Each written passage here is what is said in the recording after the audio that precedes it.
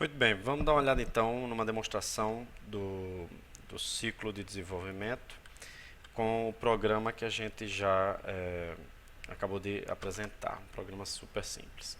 Vou usar para isso um editor de texto simples, o Notepad++. A primeira coisa que eu vou fazer é digitar o programa, como a gente falou. Lado igual a 120, o que mais? Raio igual a lado dividido por 2. Área círculo e área quadrado. Área círculo é igual a π vezes raio ao quadrado, e área quadrado tem que ser igual ao lado ao quadrado. Finalmente, o que, a gente tem? Tem um acerte área quadrado maior do que área círculo. Acerte área quadrado é maior do que área círculo. Muito bem, digitado o programa, a gente passa para a etapa de gravar isso, de forma que ele possa ser executado pelo Python. Círculo quadrado.py vai ser o nome que eu vou dar a esse programa. É importante você usar a extensão .py para que ele seja facilmente reconhecido tanto por você mesmo quanto por outros programas. Eu vou abrir um shell Cygwin, vou para o diretório, vou passar para o diretório, para a pasta onde é o exemplo, cd está dentro de desktop, cd exemplo. Vou listar o conteúdo do diretório, só por questão de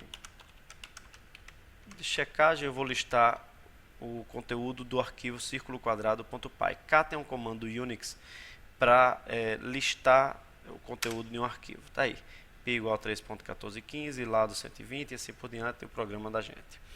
E agora eu vou executar propriamente dito o programa que a gente tem. Vou fazer ele ser executado. Vamos lá, círculo quadrado.py, vou dar Enter e pronto, o programa foi executado. Um bocado decepcionante, né? Porque o que é que aconteceu? O que é que houve aí? O problema é que, do ponto de vista do usuário, parece realmente que não aconteceu nada. Internamente, contudo, cada uma daquelas instruções foi executada.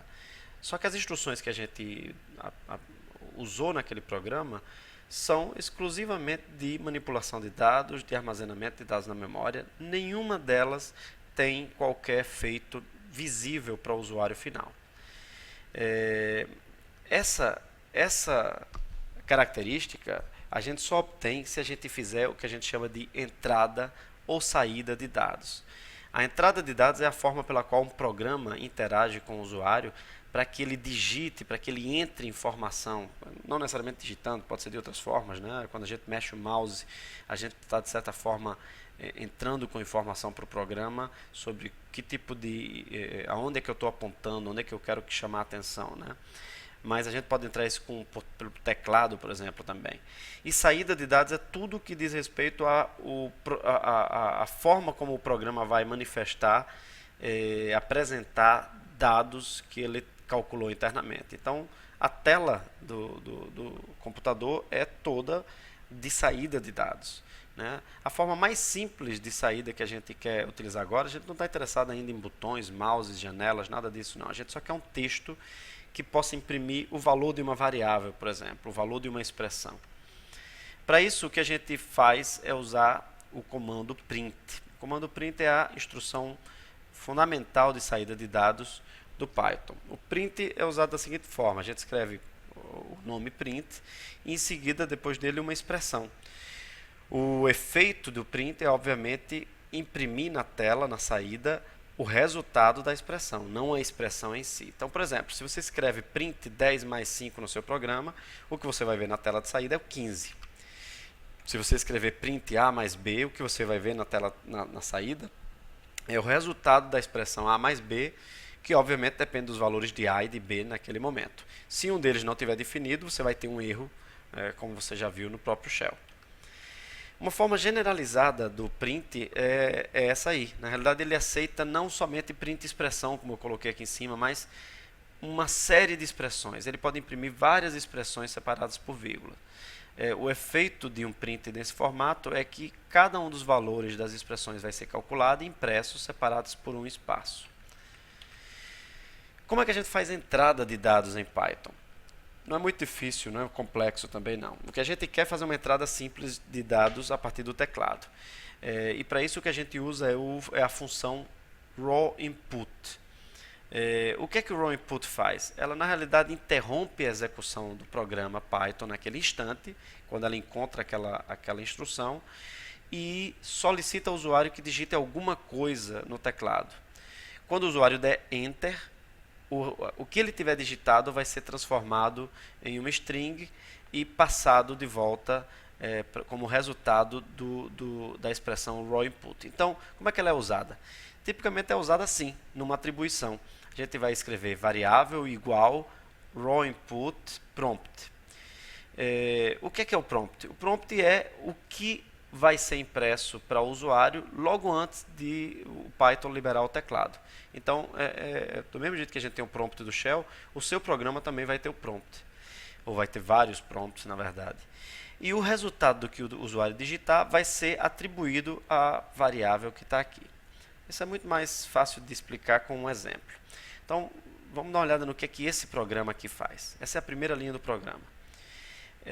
Nome igual a raw input, que é a função que a gente acabou de ver, e que recebe o parâmetro da função, que vai dentro do parênteses dela, que é o prompt, é a string seu nome com uma interrogação no final. Então, o que é que vai acontecer quando o programa chegar para executar essa linha? Bom, ele vai interromper a execução dessa linha na hora que for avaliar o raw input e vai escrever essa expressão seu nome na tela. Logo em seguida, vai liberar o teclado para o usuário para que ele digite alguma coisa. Quando o usuário digitar Enter, o resultado, o que ele tiver digitado, vai ser o resultado de raw input e, portanto, vai ser ligado à variável nome. A segunda linha do nosso programa é simplesmente um print. Ele vai estar dizendo print e está aqui a expressão que é para ser calculada. Veja bem que essa expressão é uma expressão de string, do tipo string. Ela soma 3 strings, está aqui, soma ou concatena se você preferir. A primeira string é oi, vírgula, espaço. A segunda string é nome, que é justamente o resultado do input anterior. E a terceira string é uma exclamação. Então já dá para ter uma ideia do que é que esse programa faz, mas vamos ver ele funcionando. Eu vou abrir novamente o Notepad, vou deixar esse programa aqui de lado, vou criar uma nova aba para escrever o nosso programa. Nome igual raw input, digite seu nome, 2 pontos, fecha parênteses. Opa, faltou um T. Em seguida eu vou colocar um print. Oi, vírgula. Outra string agora vai ser nome. E a terceira string que vai ser somada vai ser uma exclamação. Tá aí. Vou gravar isso. Vou chamar isso de es.py. Vou botar no mesmo diretório. Vou salvar. Vou agora alternar para o shell. Está aqui o shell. Se eu fizer um novo ls, listar o conteúdo do diretório, eu vou ver os 2 arquivos que eu criei.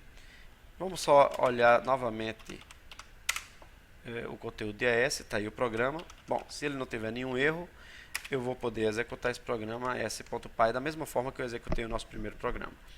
E vou fazer isso. Python es.py. O que é que aconteceu? O programa está executando nesse momento. O que acontece é que ele chegou na primeira linha do input, ele imprimiu o prompt, como a gente esperava, e liberou o cursor para que eu digite alguma coisa durante a execução do programa. Então a gente agora está interagindo com o programa. Eu posso colocar aqui, por exemplo, o meu nome, e quando eu der Enter, mas só quando eu der Enter, o programa vai continuar. Vou dar Enter agora, e você vai ver que logo em seguida ele escreveu uma string que ele calculou a partir do texto que eu dei como entrada. Oi, Dalton. É isso.